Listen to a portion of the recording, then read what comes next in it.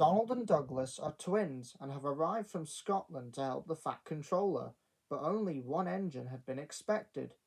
The twins meant well, but did cause confusion. The Fat Controller had given them numbers, Donald 9 and Douglas 10, but he was still planning to send one engine home.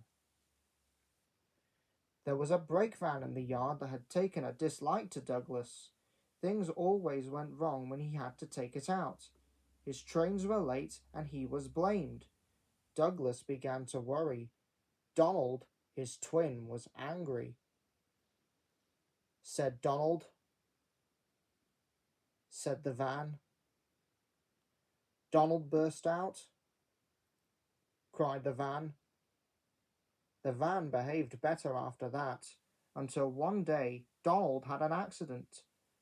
The rails were slippery. He couldn't stop in time. The Fat Controller was most annoyed. Said Donald. The Fat Controller was right. James grumbled dreadfully. Said Douglas. Said James. He didn't like being reminded of his own accident. Said Douglas. James didn't say. He slouched sulkily away. Sniggered the spiteful breakvan.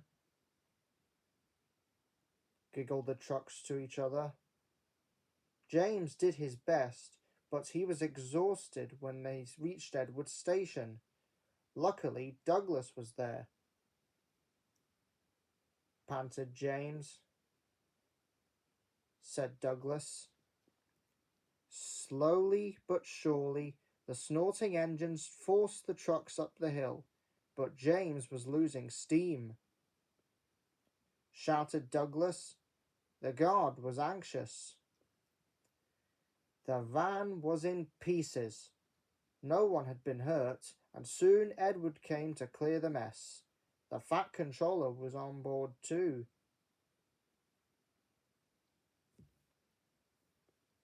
He said Edward. Said the Fat Controller. The Fat Controller was making his mind up about